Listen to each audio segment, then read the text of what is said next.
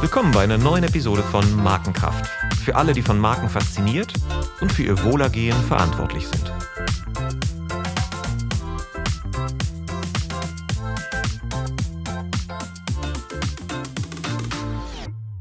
Herzlich willkommen and welcome to another episode of Markenkraft. My name is Olaf Hartmann and I have the great pleasure to speak today about the fascinating topic of brand positioning with the brand strategist Uli Appelbaum. Uli is an award-winning brand consultant with more than 20 years of experience creating brand strategies. He held senior roles at BBDO, Leo Burnett, Fallon Worldwide and Sapient Nitro and started 8 years ago the brand and research strategy with a beautiful name, First the Trousers, Then the Shoes, in Minneapolis. He has contributed to 7 Effies, won an Ogilvy Award for Excellence in Research, and worked on brand strategies for Wrigley, Harley-Davidson, Hallmark, Nestle, Procter & Gamble, and all the rest we talk about in the show. And I welcome Uli now, and it's great to have you on the show. Thank you for having me, Ola. Very excited to be on your show. Great. To warm up, quick fire round of questions. Porsche or Tesla? Oh, Porsche, no doubt. Mountaintop or beach towel? I burn quickly, mountaintop. Beer or wine? Beer for sure. Book or Facebook? Absolutely book. I switched off my Facebook account a year or so ago, so I don't touch Facebook anymore. That's right. It's the same time that I left the platform as well. Yeah, that's for another show. Whole other discussion. A whole other discussion, exactly. Beatles or Bach? So I'm going to surprise you. You know how your musical taste, I read somewhere that your musical taste basically in your stops in your teenage years and in your early 20s. So I would say Tote Hosen and Die Ärzte. Tote Hosen and Die Ärzte. Yeah, I wonder if our American listeners will know either one. Well, you'd be surprised. We just acquired a Peloton not too long ago. This bicycle system, and my wife is a big fan of that, and she started to follow German coaches. So taking classes with German teachers who play Tote Hosen. So a couple of days ago, I'm all of a sudden hearing out of our gym Tote Hosen, and I'm like, what is going on? So apparently it's coming back. It's good for workout. Tote Hosen from Düsseldorf to Minneapolis. That's fantastic. Correct. Yeah, a friend of mine used to be a marketing director for Universal. He used to work with Die Ärzte, and he kept on as a consultant, and he was very close to them. That's also a fantastic band, and great texts also. I think they could have worked in advertising as well. Absolutely, they're poets. Absolutely, I fully agree. They are poets. So, Steve Jobs or Bill Gates? I would say Steve Jobs for the cultural impact he had on the world. So Steve Jobs. Steve Jobs. Bill Gates is very impressive for his continuous and ongoing success, but who really had a biggest impact on our culture, on our way of working, the tools we use? Steve Jobs. He put a ding in the world, huh? That's absolutely. He did. Bernberg or Haggerty? I would say both. Both are legends. Both you can learn from. Both are worth studying. Both. Bothism. Mark Ritson loves bothism as well. I agree. What was, you are German and we do this podcast in English because you wrote a book in English and we're going to talk about that book, and we just discussed that English would be better to speak about that. But thank you for that. Growing up in Germany, what was the first job that you were paid for? Actually, I didn't grow up in Germany. That's the weird thing. So I was born in Cologne. Spent the first 10 years of my life in Africa and the next 12 years of my life in Brussels. So I spent my teenage years in Brussels, and that's where I had my first job as well. So I moved to Germany for the first time when I was 25 for my studies. But so my first job was in Belgium, and in Belgium, at the time, that was in the 80s, Brussels had a couple of what they called European schools. I think they still exist, which were basically the schools of the children of the people working at the European Commission. You remember at the time Europe was being formed, the European Commission was in full speed. So the European school basically had 7 or 8 different language tracks, so you could do your whole middle and high school in Greek, in German, in French, in English, in all these different language. So it was a very multicultural environment and a very European-minded environment. And at the time, there was still a lot of big pushback on the formation of Europe, like the time of Europe of the Europe of the small steps, or the Europe of regions.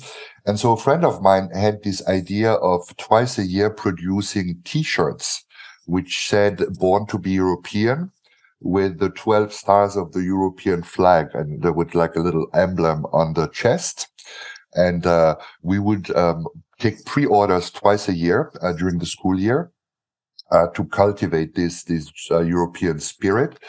And then we would use that money to finance our vacation. And so the good thing about that was we actually had people prepay or make a deposit to make sure that they would actually also buy the T-shirt. But the deposit allowed us to pay for the production and not spend any money on our own. So every year for like 3-4 years, I did that twice a year and financed all my vacations in the process. That was my first sort of like entrepreneurial venture and me selling something. That's fantastic. And that's a good preparation for building brands when you know how to sell. And it's really funny. There's some parallels here between our lives because I'm married. I'm actually a practicing European. I'm married to half Belgian and half Italian, and my son is so quarter Italian, quarter Belgian, half German. And I lived in Brussels as well, not in the 80s, but in the beginning of the 90s. I lived in Anderlecht near the stadium, like really deep down and very international, in the sense like it was like all Moroccan.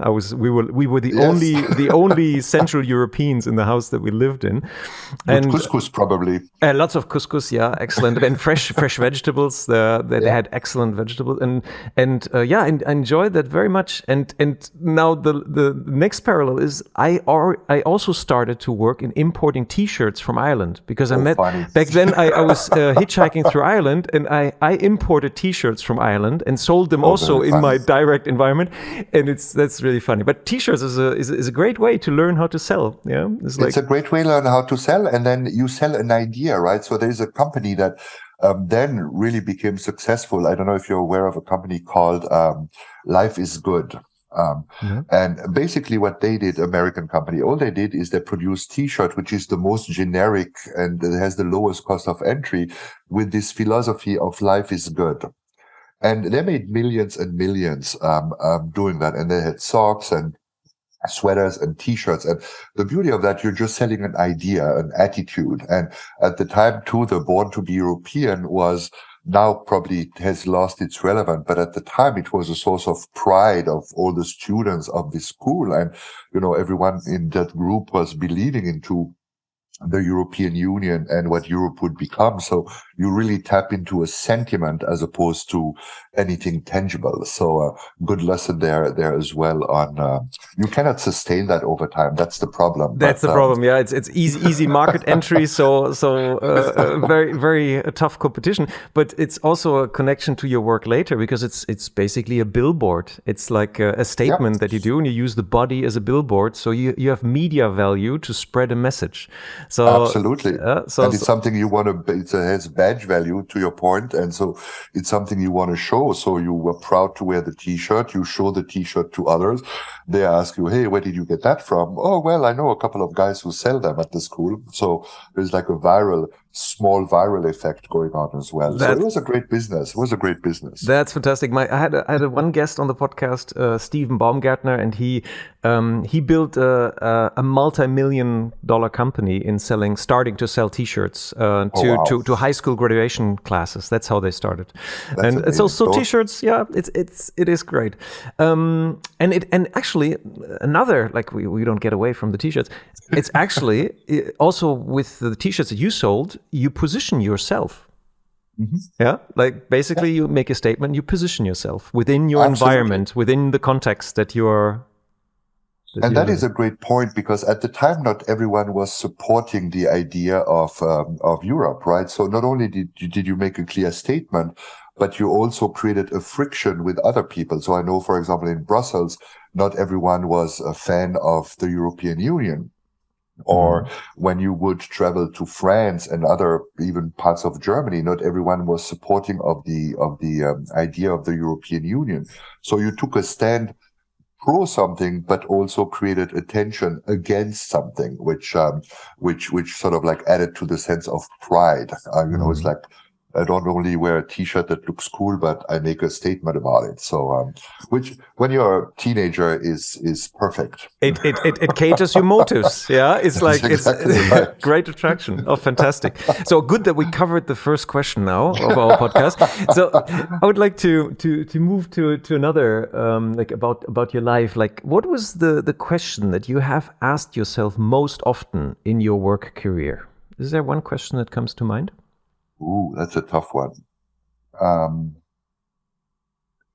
So very early in my career, actually, one of my first bosses taught me that the best question you can ask in the business environment, and you can ask it when you want to learn more, but you can also ask it when you have no idea how to answer a question that has been asked to you.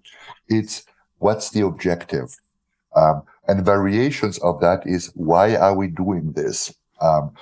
Today it has evolved now into the why, but it's not so much the why in terms of the purpose, but this can apply to anything. Is like, shouldn't we make the logo bigger? What is the objective of that? Shouldn't we focus another target group as opposed to our core target audience? What would be the objective? So always turning what's the objective? Why are you trying to do something? Gets you time, makes you look very smart because makes you look very strategic, and forces you to focus on the real reasons behind the question. Like if it's simple as a logo, then you can ask, okay, do we have the feeling that the storyline, let's say, of a TV spot is not integrated enough with the product? Do we need to create that connection? So it's not simply to make the logo bigger, it's trying to understand the reason behind the question. And that typically leads to better strategic answers as well. So what is the objective has helped me in numerous solutions. And as I mentioned, even when a client asks you a question and you have no idea what the answer could be, just asking, what's the objective we're trying to achieve? It gives you time to think, and allows you to fall back on your feet. What's the objective is the one question. Okay, that is fantastic. I think we can finish the podcast now. This is we have created enough value here. This is really great, and it reminds me of a Christmas card that I received from a business partner of mine many years ago, and I kept that business card, and it goes exactly in the direction that you're just that you are aiming with that question. Is like, you cannot say if something is good before you have answered the question what it should be good for. Perfect. Yes, that's exactly right. And that often gets forgotten. It's like, okay, that's exactly right. It's all perspective. Yeah. And we tend to jump to the answers real quick, right? Or to the execution or to the solution without really thinking, okay, what exactly are we trying to do here? And it makes you look so smart. It's brilliant. Okay, that's great. So marketing and advertising, and this is also very philosophical, but marketing and advertising, they rank in recent popularity polls, even in trust, even below insurance salesmen. So how did you end up in this industry? So I went to a European management program, a European master's program. I went to a university in Belgium, in Louvain-la-Neuve, outside of Brussels. And after my bachelor degree, I went to, at the time it was called the European School of Management, EAP, which was a master's program where you spent 1 year in 1 year in Paris, 1 year in Oxford, and 1 year in Berlin, which is the first time that I moved to Germany through the EAP. And we were a group of 120 students. It was very difficult to get into that school. It was very selective. They had an entry exam, and 99% of my peers who either wanted to go into finances or management consulting. That was sort of like the track. And a friend of mine wanted to go into advertising. And the reason is I stumbled into it was really dumb. Or not dumb, but random. I read Positioning, The Battle for Your Mind, from Troughton Rees. And then I read Ogilvy on advertising. And I was immediately hooked. So I was fascinated by this notion of positioning. I was fascinated by this notion of how do I help shape perceptions? How do I get someone to buy into my idea or my product? So the dark side of that is like, how do I manipulate a group? But if you've been in advertising and marketing long enough, you know that you cannot manipulate people against their will, but you need to understand what will motivate them. How can you trigger them? And so I did a couple of internships in various marketing and advertising departments to learn, to try to figure out, do I like it?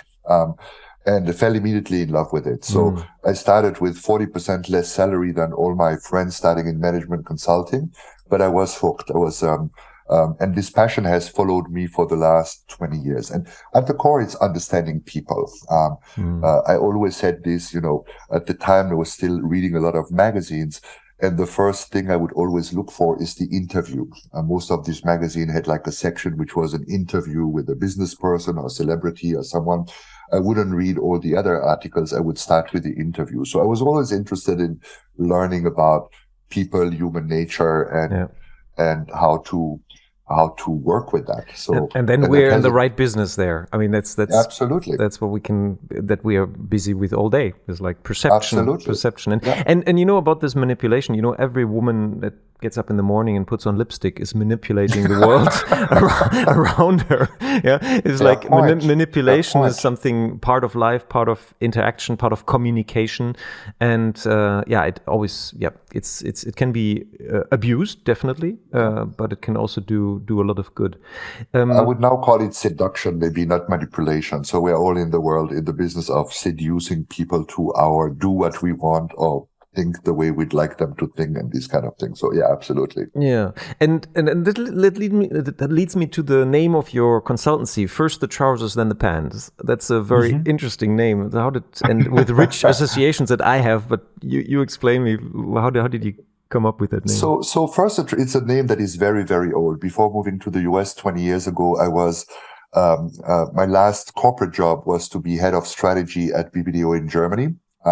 But then 1 year or two before moving to the US, I started to do my own consulting, freelancing basically. And I ideated with a friend. We're looking for different names. Actually, the brainstorm took place in Düsseldorf. That's where the name was created. Maybe that's why it comes back to Toto Hosen. And we just generated a whole bunch of different ideas. And at the time, there was a company called She's Out for Lunch. It was like an executive calling service. And we like this sort of like, mechanism. And a couple of beers, or it was beers later, we came up with first the trousers, then the shoes. And the next morning I looked at it and the name resonated with me. And the truth is it took me a while to understand why. But at the core, the immediate reason I loved it because it broke every convention of naming at the time. Brand naming was a big subject at the time, and it was all about it needs to be short, it needs to be memorable, it needs to be international.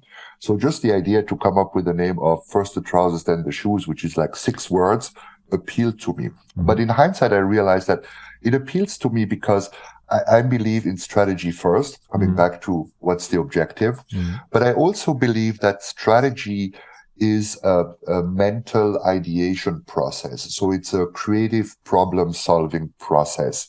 So while we use data, while we use rigor, while we use analysis, it's also a creative solution finding process. And I wanted to express that with it. And I thought the name expressed that. So first the trousers, then the shoes. It doesn't say Appelbaum Consulting does strategy only.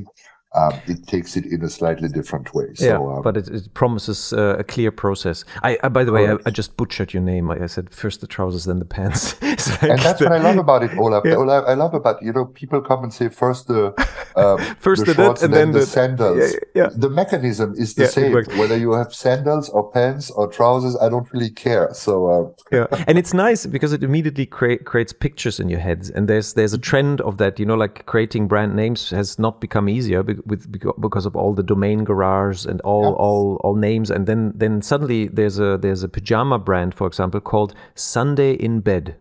Yes, and that's beautiful. It's like immediately I see this croissant, the hot coffee in my hand. Right. I have multi-sensory associations with what's happening there. Very positive emotion. It's like, yeah, absolutely. Yeah, and so I love that. So on the brand marketing, like with your experience looking back, and you saw the development. What do you think about the state of brand marketing today? Like in America, you're working mainly in America, but also in Europe. Also in Europe. I become more positive again with my attitudes towards marketing. I think over the many years, marketing has become way more transactional than strategic. The digital space, the social space has allowed you to capture so much data and so much like metrics that almost like distracted from strategy. Marketing strategy. And marketing strategy, it's not rocket science. It's understand who is your core consumer, what is driving them, and how do you position your offering to appeal to them. And it doesn't matter if you have a social media strategy or a CRM strategy or a TV campaign or whatever. At the core, you need to have to figure this out. And often the digital space has distracted us from that, which I thought was it. And you've been through that as well. The rules of marketing don't exist anymore. Social media is now all about one-on-one communication with the consumers. COVID will change everything. Throw away all research. Right. After COVID, everything is going to be different. That's exactly right. And yet we come always back to the basics. We always come back to, maybe you need to understand your consumers and talk to them as human and have a clear positioning on what you want to share with them. So that is sort of like one of the areas that annoyed me, especially as a strategist, because you see all of a sudden you have people who, talk about click-through rate and vanity metrics at all a strategic level. Mm. That's right. And you're like, that's not strategy, that's tactics, So that is like one trend I saw, but I see it coming back now because I think we've learned that social media alone doesn't work, that social media works in conjunction with other media. But that only works if you have a really strong strategic idea that you can bring to life across media. So the whole circle comes back basically, and I think there is a new appreciation for strategy. Other areas which you see too, like is the world of B2B. Mm-hmm.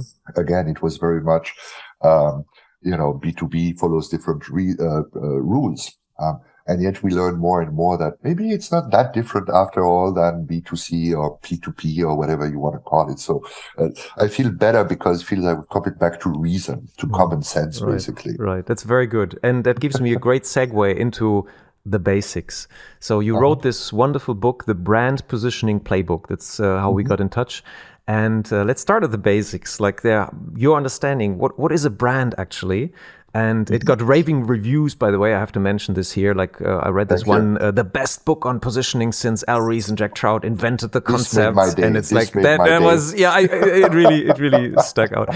So let's go through there. It's like let's start out. What's a brand? There are books filled with definitions of brands. What's a brand for you?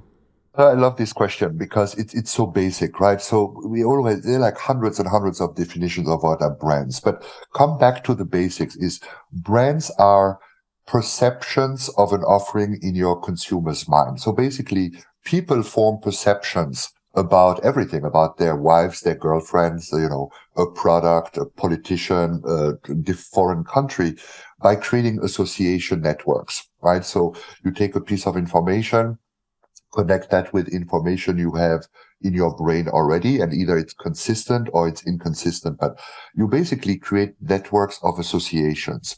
And that's really what a brand is. It's a network of association about a specific offering, within a specific consumer segment, if you want to have a strategic lens on it.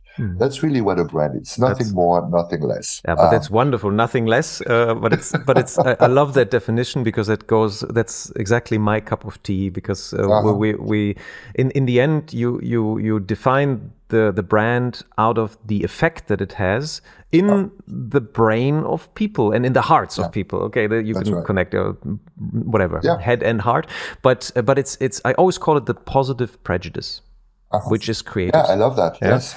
But you also, I had in my last podcast this discussion. Yes, there are also negative brands. Yeah, there's also, like a prejudice can be negative, but that's not what we talk about. The process that we want is a positive prejudice that influences our behavior. And I love that simplicity of that definition, because then with that lens, you can look at everything that you do and you can ask yourself, does this enforce that positive prejudice and the association that I want to stand for, or does it weaken it? Or is it just neutral? It doesn't do anything. It doesn't do anything. Yeah, exactly. And or am I getting distracted? Am I focusing on the wrong point? So, what fully agree with you. The benefit I see with that as well is, so often I share that with my consulting clients, and at first they look at me like, okay, you're charging me so much money for a little bubble chart which shows 3 or 4 bubbles on what my brand associations are.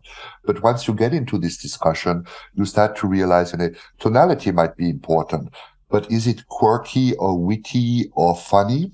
That's maybe overthinking your assignment, right? You need to have a lighthearted sort of like tonality if that's part of your association that you need to convey in all your tactics. So it really forces you to focus on the essentials without getting distracted by the unessentials, so to say. And the difficulty is to create those associations in a world where everybody is overwhelmed with information, with signals and so on. And it hasn't become easier to create that. And that brings us to positioning, because clear positioning creates that attention if the motives are relevant. So relevant, believable, and different, and the positioning leads you there. But you identified in the beginning of your book, which I really enjoyed, which I didn't read very often in these kind of books, first the barriers that prevent creative positioning thinking, and I would like to explore that a little bit. You talked about personal biases. So it's an interesting question you're asking, Olaf, because it's kind of funny, right? You write a book, or I write a book. I spent 20 years working on this thing, and every month or every year I learn something new, and I understand. I have a new appreciation for even what I've been doing for 20 years. So one thing I've noticed that is really missing in the industry out there is there are a lot of books on marketing and positioning, and the positioning process is a thought process. At the core, it's really a human or group of humans coming up with an analysis, and coming up with potential hypotheses and ideas. It's a human thought process, just like we'd be thinking on, where am I going on vacation? And when you look at it from this angle of it's a thought process, then you all of a sudden understand what influences my thought process. Well, my experience, my beliefs, my values, all these kind of things, the context in which I am, the people I'm surrounded with, all these things change the way I think or influence the way I think. And yet we never speak about that in the strategy development or in the positioning development. We always assume you and I are two rational, data-driven people with completely no emotion. Objective, like all the other people are emotional, but I am completely objective. So that is exactly right, and me too. So we're probably the only two ones that are really objective. From 8 billion people, we are the two objective ones. But once you understand that, you understand, okay, your experience are going to influence the type of ideas you're coming with. Your value system and your beliefs are going to influence the ideas you're coming with. And the problem, and that's great, but the problem, and typical example for me is like you see that especially with young marketeers today. Everything is about brand purpose. And it's a generation that wants to play a bigger role in life, that wants to contribute,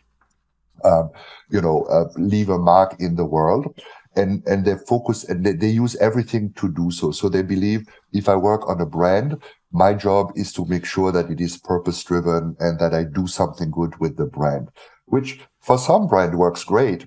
With other brand, when you sell chemicals, when you sell, fattening products, when you sell products that are not sustainable, becomes a bit shady. But that's for me a typical example where you project your own belief system on the strategies you're creating. And you crave for meaning in your own life, and that's what you try to. And therefore, and I think in my book I mentioned the idea of a guy who once approached me who wanted me to help him develop a purpose for a new brand of toilet paper. And that's where I was like, okay, you know what? I think that's getting a little too far for me. I cannot do that. But the point is, once you understand that that's how we form our ideas, and in this case, our positioning hypotheses, you can start to work against that, right? Because they limit you significantly. And how do you do that? Like in workshops, for example, like how can you get people, make them aware, obviously, that we're not objective, that we're influenced by all these biases, and now we need to think creatively. So how do you make them get out of the box? Like, do you have some tips?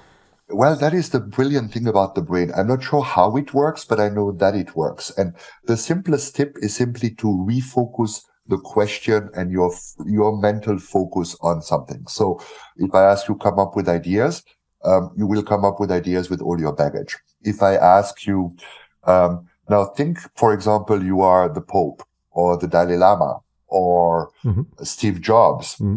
How would he come up with ideas? And to be honest, I'm not a psychologist or an academic person, but I know that by asking these questions, you change the frame of mind of answering the questions, and you come up with different questions than you would come up if I didn't ask you that. But you explain in your book, actually yourself, why this works, because you basically activate other semantic networks. That is true. The Pope activates other networks than doctor, than soldier, and because of those activated networks, suddenly the thought patterns that you create obviously are different. It's a priming. It's a priming effect. Yeah, like in psychology, it has been proven that single words can influence behaviors very quickly. Like when you ask somebody, stops somebody on the street and asks them, so where's the Valentine Street compared to where's St. Martin's Street? And then a couple, like some yards further, there's a woman who belongs to the experimenters. Asks them, oh, those young guys, they stole my iPhone. Like, would you like to help me? Would you help me, to get it back? And then the people that were asked before for directions to the St. Valentine Street, like almost double of them helped that young girl compared to the St. Martin Street. And that's because St. Valentine activates love. And why do you fight easier? What's the quicker connection in your brain between love and fight? You fight for something that you love? Or St. Martin, who's generous? Do you fight out of generosity? A little bit more difficult, that connection. Yeah, and immediately influences: do I help or do I not help? Yeah, so I love it. That's the scientific explanation. It's a priming effect. When I write edition number 2 of that book, Olaf, I want to ask you to help me give me this type of example, because you're 100% right, and but you can help me make it better. So I know who to contact for the second edition. Yeah, it's fantastic, but I don't think that it needs it, because you point this out. So then we get to the point. Okay, so first thing, you make people aware. Hey, there are some barriers to creative thinking, but then you get into positioning fields. Tell us a little bit about you. You identified 26 fields that you can use to position a brand. How did it come about? How did you end up with those 26? Coincidence. And I'm a practitioner, so it's just by doing. So, yes, just to come back to if you go to the process, and coming back to the fact that this is a creative problem-solving process, once you have defined your problem and are aware of the biases you might have, you go into a divergent phase. And the divergent phase is really to come up with as many possible solutions that are as different as possible from each other to create a pool of potential solution, for example. And to your point, in my book, I use 26 sources of brand associations. And I just really came across them by pure coincidence, Olaf, or by studying or by looking at what's happening around me. When I was still in Germany, I was working in Germany at the time. And in Hungary, I worked on different Procter & Gamble brands, European brands. And I started to realize that there are mechanisms or patterns that repeat themselves across brand, across geographies, and across categories. So a typical example I use is some brands are positioned around the country of origin claim, for example. And at the time, and I'm like, shows how old I am, it was Foster's, Australian for beer. So here is a beer brand that differentiates itself, tapping into its country of origin, territory, source of association. But then you had another brand, I remember at the time it was, I think, Olivio. There was a case study of Olivio olive oil in the UK. And I was an avid student of case studies and FEs and all these kind of things at the time.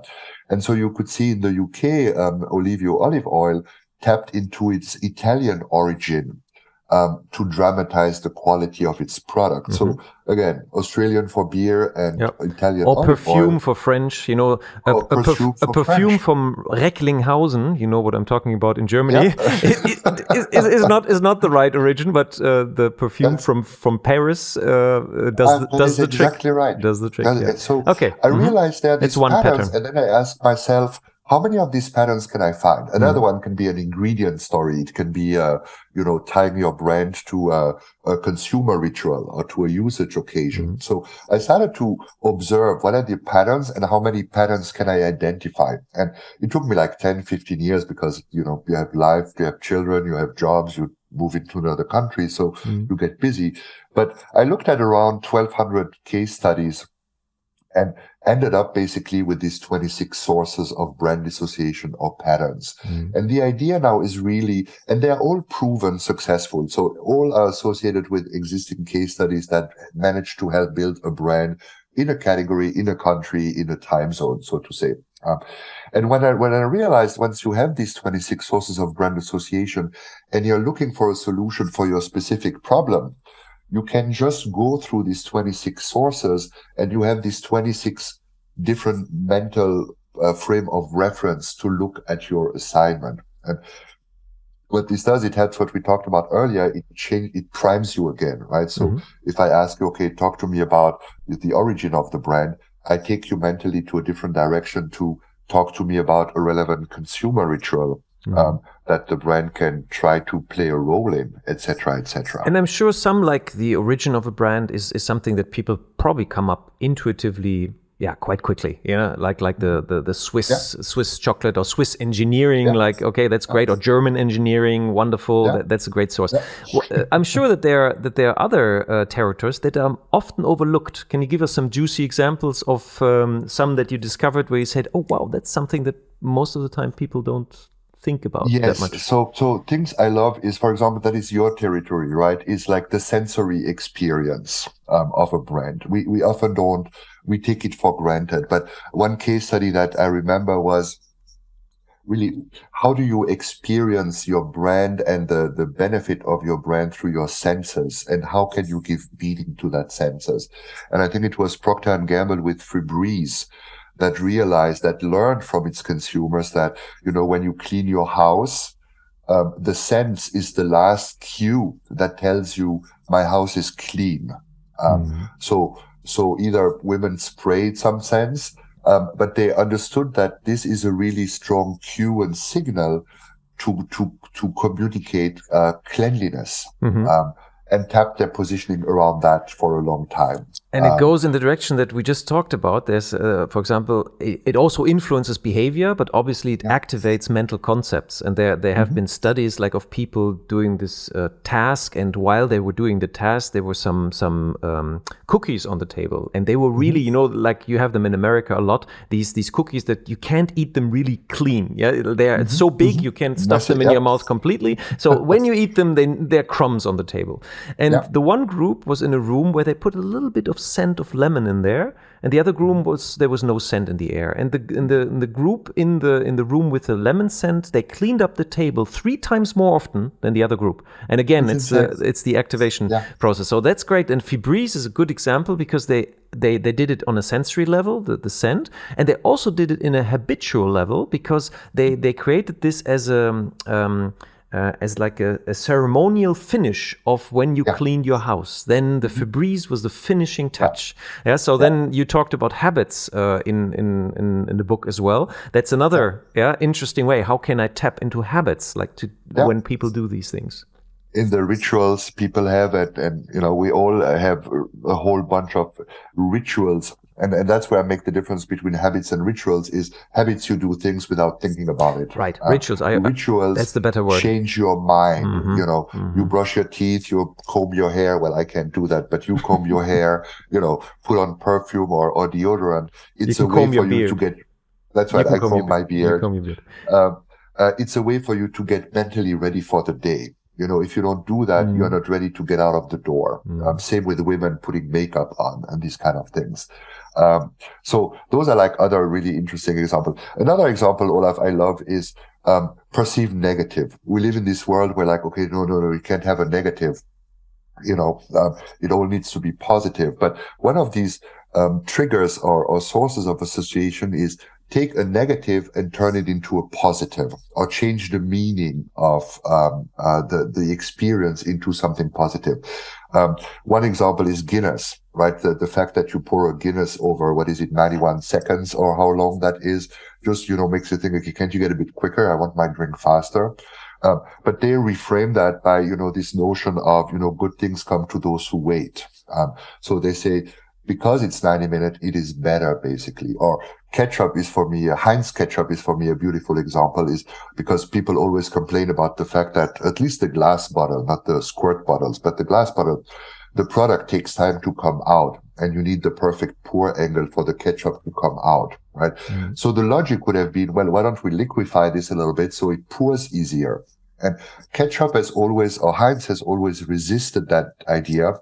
And on the contrary said, we have, forget the number, like 12 real tomatoes in our product. That's why it is this consistency. They give meaning to this negative perception, and in the process turn it into a positive. And I love this because it's just smart. It's just really brilliant. smart. And it's a great example is also Stella Artois.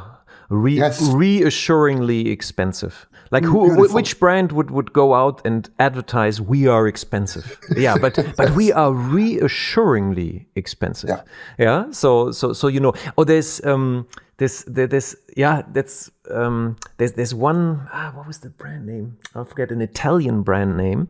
So it's playing with that origin. I was just thinking of that when we talked about the country of origin, and the slogan was grudgingly approved by Italian grandmothers.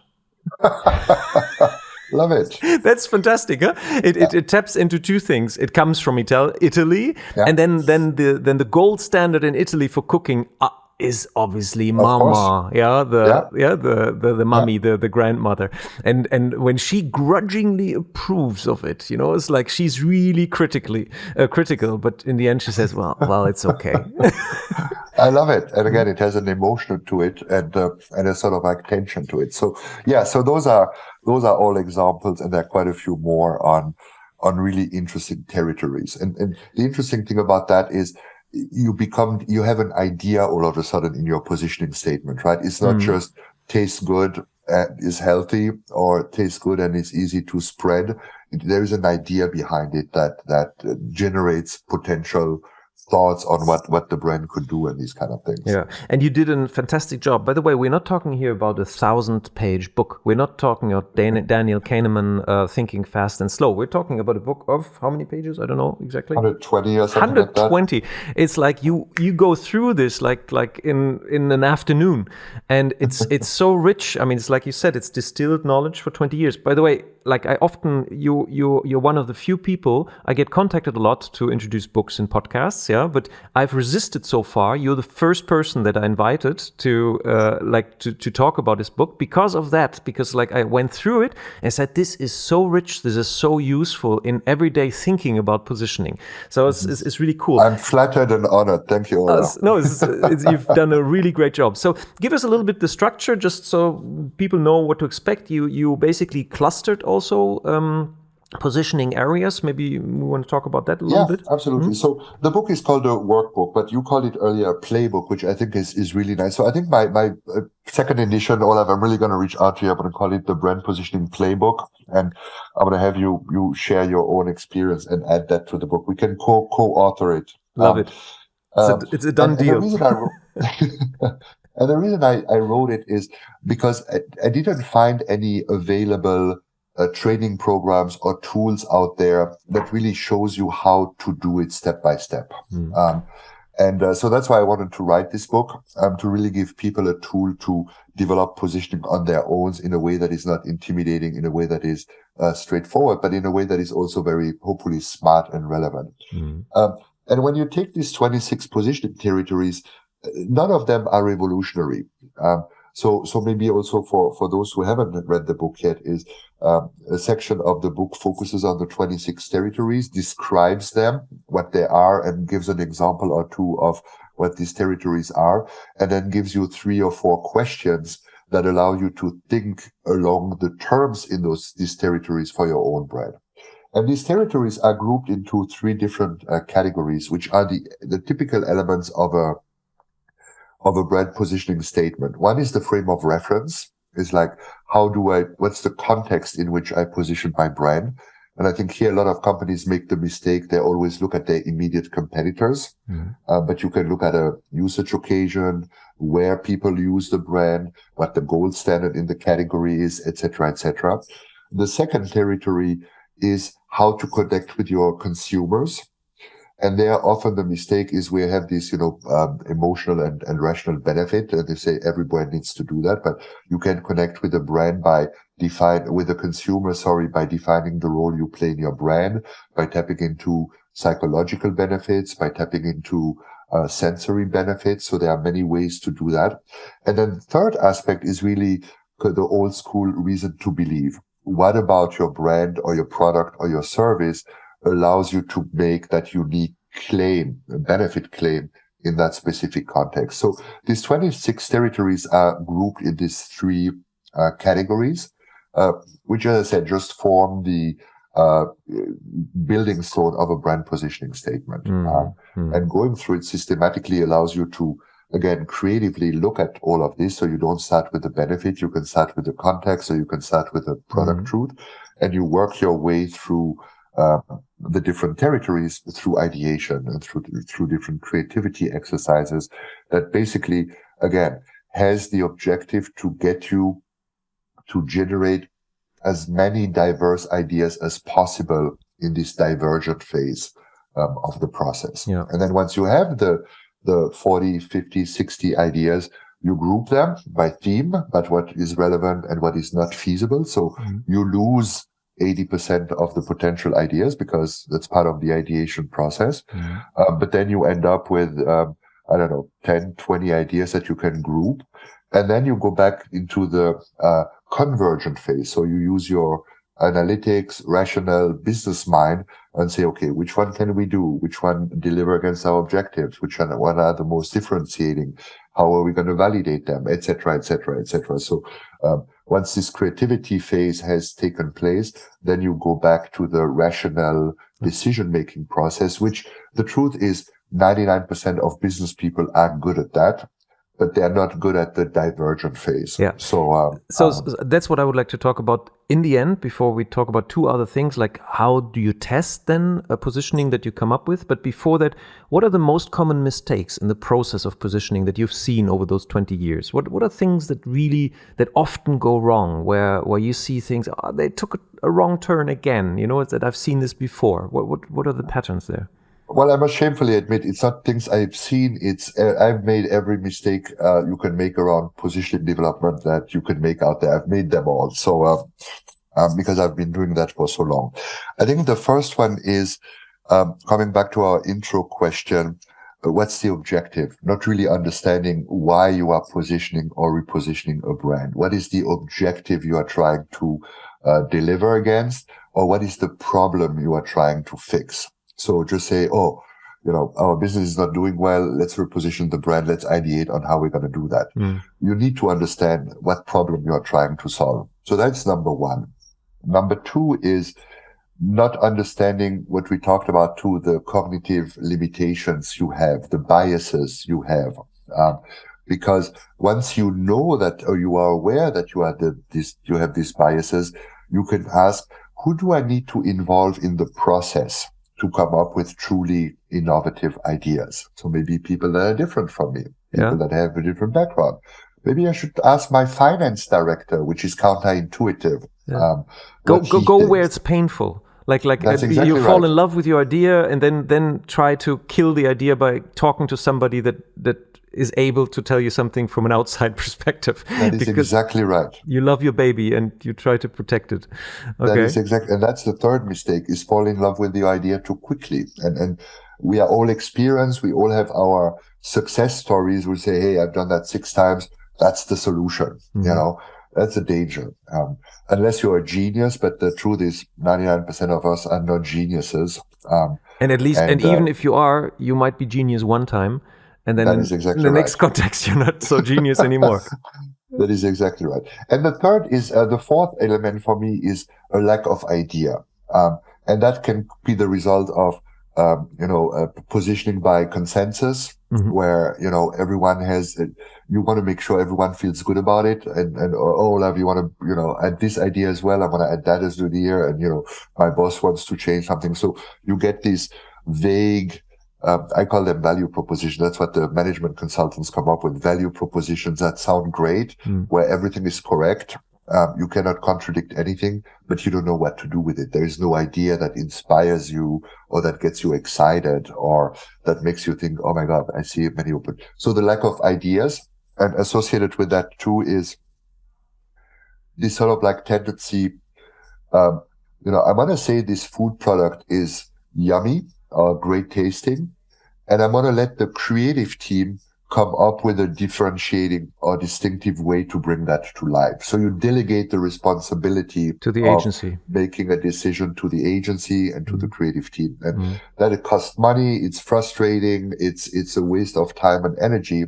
And that leads to the situation where you have your third or fourth creative presentation, and all of a sudden someone in the room asks, what exactly is our strategy again? What is it we're trying to do? How are we positioning this brand? And then you know that you have wasted month and month of work and energy. So those are like 4 big mistakes I see. That's very juicy. Thank you very much. I've made in the process. Yeah, I can see that. So my second to last question on that topic is like, what are the signals when you know that you need to reposition a brand? That's a great question.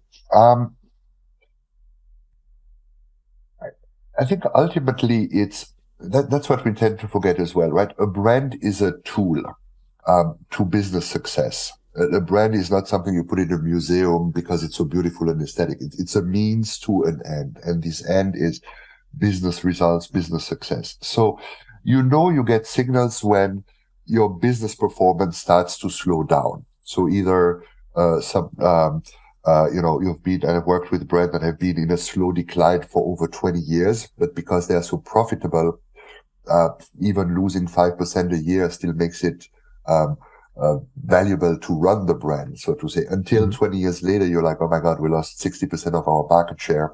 We need to do something about that. So this would be something. And if you look, excuse me, just to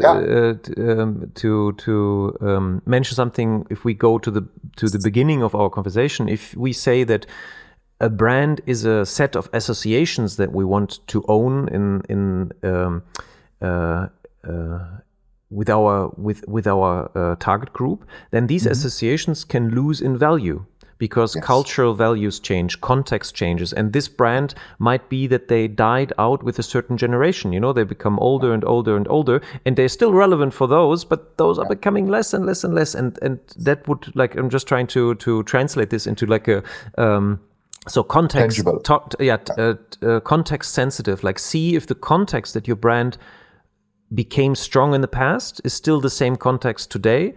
And other associations that you created in the past in your target group, with your target group, are still as driving and relevant as they used to be. And so, brilliant. Again, you're going to be my first person I call when I write edition number 2, because that is absolutely correct. Because the option to that could be, which is part of understanding the problem, is your values might still be relevant, or the associations you have are still relevant. So the motivation they tap into, but the expression of this association might not be relevant anymore. And a typical example I had the opportunity to work on is Harley Davidson. Mm-hmm. Harley Davidson has sort of like this archetype of the outlaw out there, which is still relevant for many, many people. Mm-hmm. But an outlaw today, the way you express it, who is it as a person, what does he do or she do, is very different than the dude in leather chaps riding through the sunset in the American West. That is an old-fashioned expression of the outlaw archetype. Is a way more modern. Beyonce might be a modern interpretation of an outlaw. So understanding that the association might still be relevant, but the way we bring it to life guides your thought process again. But that comes again back to understanding what problem you're solving for. Mm-hmm. Excellent. Yeah, it's very good. It's a good example. And then from a positioning point of view is often simply go back to these 3 elements. Has the environment in which my brand operates changed dramatically? You've seen that with the rise of all these health food and sustainable products, all these, especially in the US, these mass manufacturing brands, the General Mills, the Crafts, that produce billions of packages in a very process-oriented way, start to lose their relevance because consumers are looking for something different. So here you have to ask yourself the question, okay, how do I need to reposition myself to maintain my relevance or regain my relevance? Same when in the world of technology. Sorry, and then I shut up. If a new competitor comes in and changes the dynamic of the category or the market, all of a sudden you are depositioned, or another company comes in and changes the dynamic and the benefits of the market. All of a sudden you got to think, okay, I better cameras, right? The phone has completely changed the world of digital cameras. In that case, you better think about, okay, how do I survive? How do I position my offering to survive in this new environment? Those would be typical situations where you reconsider reposition. Often it has to do with losing business and losing money at the end of the day. And that's a good filter also to think about, is my positioning really strong? If the positioning is tapping into something universal, which is going to change in its shape, but never loses its substance. Like, for example, the Deutsche Telekom, for example, like their relaunch was around Erleben, was verbindet. I think, what's it? Life is for sharing in the States. I think life is for sharing life is for sharing. I think that's the way they translated it. Same idea, yeah. So they basically gave it a narrative which is about the eternal value of connecting with people. And today we put cables in the ground.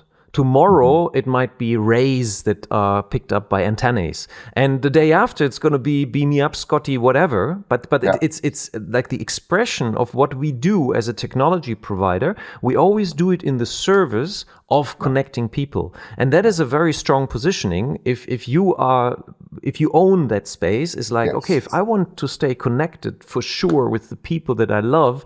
Telecom. I don't know why I thought of that, but somehow the telecom seems more relevant to me than any other provider that is arguing on a positioning of superior gigabyte, whatever. And there we see the laddering. That's really beautiful example. That's really cool. Agree.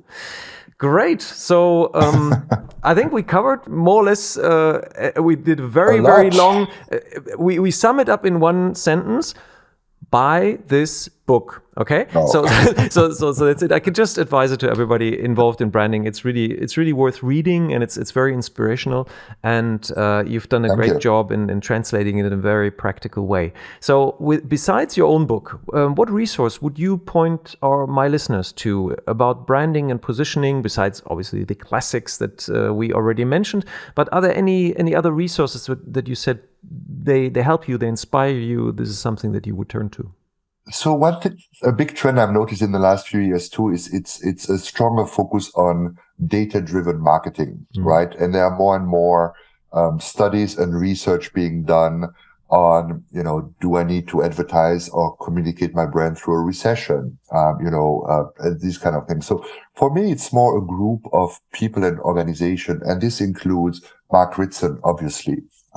If you have a chance and can afford it, do the mini MBA Mark Ritson offers. Absolutely brilliant. Actually, I did this mini MBA right before finishing my book, because, when you write a book, you're like, okay, am I smoking something, or am I onto something correct? Am I what I'm writing is relevant? And I knew I was relevant in my book when Mark speaks about brand associations in the context of brand positioning. I was like, okay, if Mark speaks about brand association, I can speak about brand associations too. You feel more confident. Much more confident. So, but the Herrenberg Bass Institute in South Australia, and you've talked to someone from Jenny, there as well. Jenny was on. Jenny Romaniuk was on the podcast, yeah, and that's Magda right. as well. Absolutely brilliant. Companies like System, I think it's, what is it? System One. No, System One. System One? That's the one in the UK testing the. Yes, correct. Yeah, there's an excellent podcast also, which I can advise. Yes. From John Evans.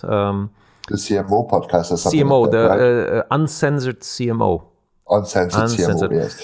So it's more this type of new perspectives, data-driven perspectives on the world of marketing and the world of branding, which I find absolutely fascinating and a must read for everyone that is in marketing. So it's different sources that you can find out there. Yeah. Okay, great. I'll put some links. I have done that before, but we put those links in the show notes. And you've interviewed most of them. So yeah, it's exactly what, but they all, the value that they bring to the table is exactly what you've brought to the table also with your book, is like they sharpen your mental models. Your thinking is as good as the mental models that you use. Yeah. And we need metaphors to actually structure our thinking.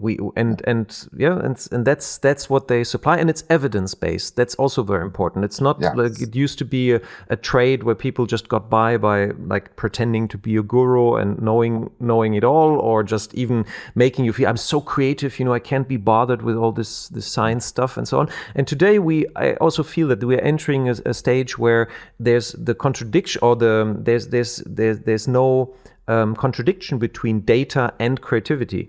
Data can create an excellent base for creativity. Yeah. And so that's my hope as well for the development of brand marketing. 200%. And Olaf, I'm going to walk around now and say Olaf told his audience that I'm in the same category as the exactly. and the Herrenberg Bass. Makes my day. Thank you so much for that. It's like, yes. and now I give you my last question to send a message to the world. You have the chance to put if you would have the chance to put a screensaver on all people responsible for brands in the world, and there's one impulse, one saying, whatever, like what would you put on that screensaver to inspire people? I have to read it. And that's the one I put in my book. I think I'm starting my book with that. And it's really this notion of the real voyage of discovery consists not in seeking new landscapes, but in having new eyes. And that's from Marcel Proust. And it's really about, don't chase for the new object, but change the way you look at the situation, at a brand, at a person. So change your perspective. That has been for me the guiding quote that has pushed me through my life, and that driving the book and everything I do, basically. That is so good. Could you read that slowly again? Yes. The real voyage of discovery consists not in seeking new landscapes, but in having new eyes. Wow. So it's basically, don't go and look for something that is out there, but change the way you look at your current situation. And I'm a firm believer in that. So it doesn't make, and that's what you find in the book, right? It's nothing in the book is a magic bullet that no one has never heard of. It's the combination and the way it's being used that makes it different and unique, hopefully. But I'm not going with the purpose 3.0 or here's the new secret to seduce masses. No, it's tried and true techniques used differently. Fantastic. Uli, my sincere thanks for your time and the great advice that you shared with my listeners. I wish you lots of success with the book. should be in the charts for the next 10 years. May it Thank help you. marketeers out there craft powerful positionings that keep their brands relevant and strong. Thank you very much. Und das war eine weitere Episode von Markenkraft. Vielen Dank, dass Sie dabei waren. Wir hoffen, es hat Ihnen genauso viel Freude gemacht wie uns. Wenn ja, empfehlen Sie uns, Ihren Freunden, Ihren Bekannten, Ihren Kollegen und bewerten Sie uns auf iTunes, Stitcher, Spotify, Soundcloud, egal wo Sie diesen Podcast hören. Share the love for brands. Machen Sie es gut für sich und die Menschen in Ihrem Leben.